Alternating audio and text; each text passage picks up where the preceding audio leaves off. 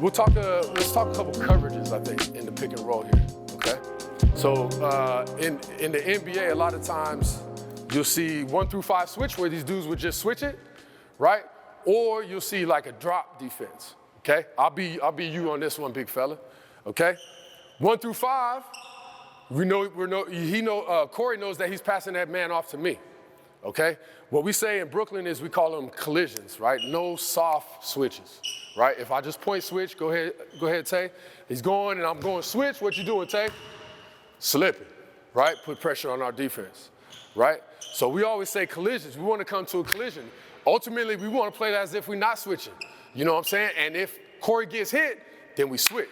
Okay, so first things first, I'm not letting Tay just run over there and just light up my guy, right? I want to see if I can hit Tay off the line, right? Corey's into the ball, right? As he comes, yeah, perfect.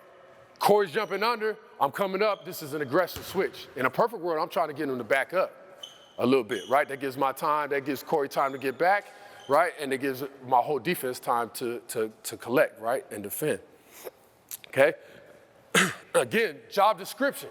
I'm guarding the screener, right? I see the screen coming. First thing is what? Communicate. I communicate that thing. If I can, I want to just give Tay a little bit of a bump that let Corey slide underneath, right? Again, here's the collision. As he comes off, boom, I'm right here. Good. And now we right back into it, okay?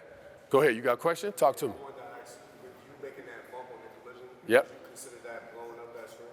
Yeah, you call that blowing up that screen a little bit, yeah. Blowing up that screen. I think no matter what, whenever the screen is, we just want to be physical. You know what I'm saying? We want to be physical with the screen. So as that screen's coming, if I can, I just want to give him a little bit of a bump, right? Boom, a little bit of a bump, try to give him up, get him off balance, right? And now I'm here. Just to hold him up 1 split second. You know what I'm saying? So that he can come. Yeah, no doubt. So those are our switches, right? That's just one simple way. If we're gonna switch, we're gonna switch aggressively, okay? The other coverage that you see a lot in the NBA is just an old school drop, right? And let me say this. When I think about defense, I think about taking away what the offense wants to do, right? So a lot of times in today's analytically driven NBA, right, you're trying to take away the three, you're trying to protect your rim, right? If you're gonna give up something, you're gonna give up one of these mid-range jumpers, right? So a lot of times NBA teams use this drop for that mid-range jumper, right? So the drop is a little tricky, right? Let's walk into the screen again. Okay, screen, boom. Yeah, so sometimes we dictate what Corey's gonna do. In this case, let's say Corey's getting over on this. Okay, now here's the tricky part in the drop, right? When he comes, there's a lot of pressure on me because now they're playing 2-on-1. If he goes to the top, we're playing 2-on-1. So again, job description. Okay, Corey's job is to get into the ball, fight over the top. Okay, my job description as the big is to split these two right here. Okay. Now, couple ways that we teach it is, we don't want that roll to get below us, right? That roll gets below us, it's a lob to the rim, yep, they're on our head, right? We also can't let him just go and lay us up, right? So I'm splitting two. Now, tricky part is I don't want to get off this basket line too much because what happens? As he rolls, go ahead and come. As he rolls, that just opens up that pocket. You see how big that pocket is, right? So I kind of want to just split two, and I use the basket line as my reference point, okay? So come on, step into it again. I'm not really getting off that basket line. I might be bluffing like I'm coming off that basket line, right? But I'm always on that basket line, staying below the roll. Corey's fighting like hell to get back, right? He's fighting like hell to get back. Hopefully we cause a little pull-up jumper, right? And then I can go in box and I can hit Tay on that, okay?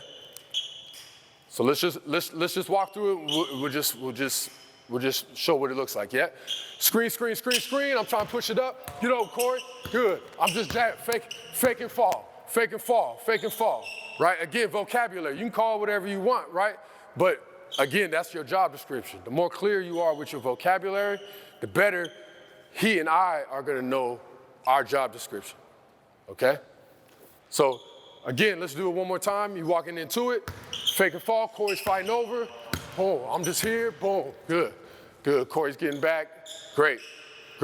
Good activity off my corners, my bad, Corey. Good activity off my corners, same thing. They faking in, being ready to get out to shooters, okay? Pick and roll, okay? Again, none of this shit don't mean nothing if we don't have communication, activity, right? And determination and pride in getting stops, right? Okay, so the last piece is, so we talked transition, we talked the core piece, which is, you know, shell defense. It could turn into an ISO defense too, which we'll talk about in a minute. The last piece of this thing, none of this shit matters either if we don't finish and go rebound, right? So we call it, you call it what you want. I've heard it been called, you know, hit and fetch, right? But the end part of this thing is 5 guys got to go get that ball, right? So let's walk through it a little again. You shoot that thing up. We're in, we're out.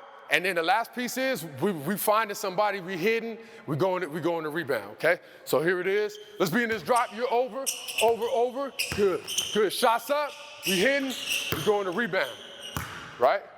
Okay? So this is simple basketball. Right? But this shit matters. Again, one thing that we use in Brooklyn is we try to track how many full possessions we had.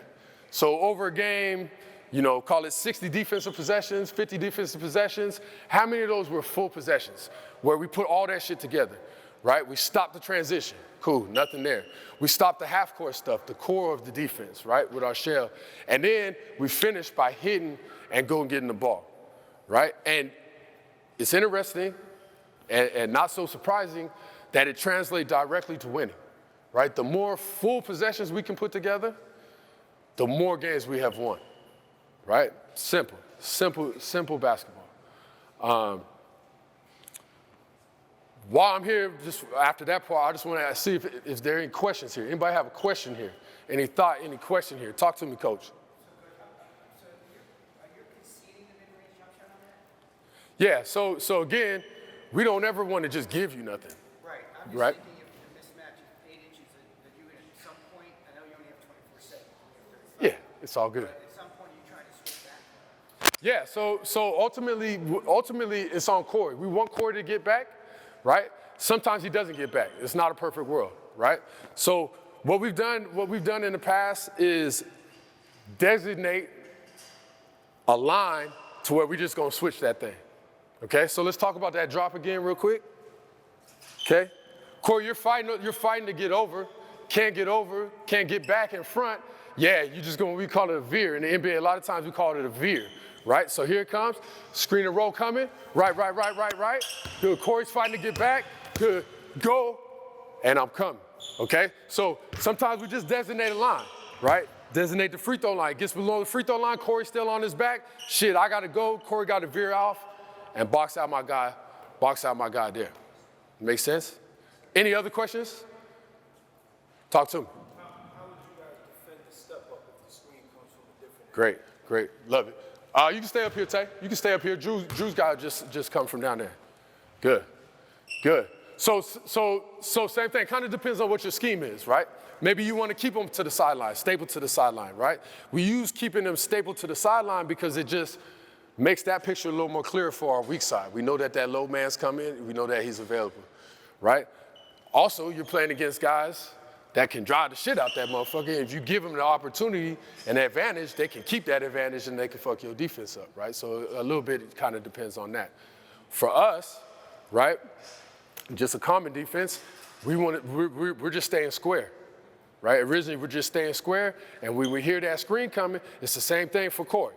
I gotta find a way to get into the ball at the point of the screen, get over, get under, right? And then support it with our big or whoever's screening, right? We'll consider you a big right now, okay? So you be in the drop for me right here.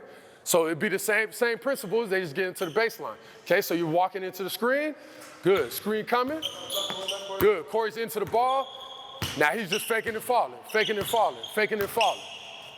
right? That makes sense? Same principles, right? Now, I don't know, does that answer your question? Yeah. What I'm saying? Yeah, same principles, you're just kind of fighting through. Yeah. So Yeah. So which we could talk that too, right? Like it depends if even on that drag, if that corner is filled or that corner is not filled. Okay, so let's talk about that. That's a great point. Go ahead, be on that side, 3 side for me. Yep. I'll guard you. Good. You come in and set the screen. Okay, so just imagine, Coach, you jump out. Yeah, you be out. You just be on the high quad there. You could be offense, yeah. And you want to play defense for me? Right here, we'll play 5. There it is. So let's just talk corner field versus corner empty. So in this case, corner's empty, right? To me, we could be extra greedy on this side. We could be super greedy on this side. Yeah, you could pull in. Good, you could pull in. Yeah, you could pull in. Extra greedy on this side, okay? Now you gotta be aware of who's shooters over there, right? And that's their job. You got three people right here. Know which ones are shooters, which ones are not shooters. You know what I'm saying? And so that just lets you know how to close out to them. Do I need to get there? Do I not need to get there? Okay? So corner field, corner field's a great opportunity to go ahead and ice this or keep it baseline, right? Because we have all this help over here. So yeah, you might ice this thing. Go ahead, run into it, ice. Baseline, keep it baseline. Corey's fighting to get back. And I'm back to my man, right? Corner field, go ahead, coach, to the corner for me, coach. Good. Corner field with the drag is where we talk about tags, right? Now you're gonna have to decide, are you a tag team or are you not a tag team, right? So we go walk into the pick and roll. Good, yeah, you go ahead and fight over. Keep coming. Good, stop here. Now the question is, does she tag, does she not tag? Right? Okay? It just kind of depends on what level you're in, who you're playing against. Sometimes we tag, sometimes we don't tag. We like to be able to toggle that in, toggle that off, right? To me, it just kind of depends on who's more the threat. Is the roller the threat? Right? Is he the big dog in the building? Okay, well, cool, I want that tag, and maybe I have to give up that corner 3, right? Is there a super shooter in the corner, and maybe I could just bluff my tag? Then we'll do that. Right, but we like to kind of toggle to both. You know what I'm saying? Any other questions before I go on? Talk to me, coach. I got you.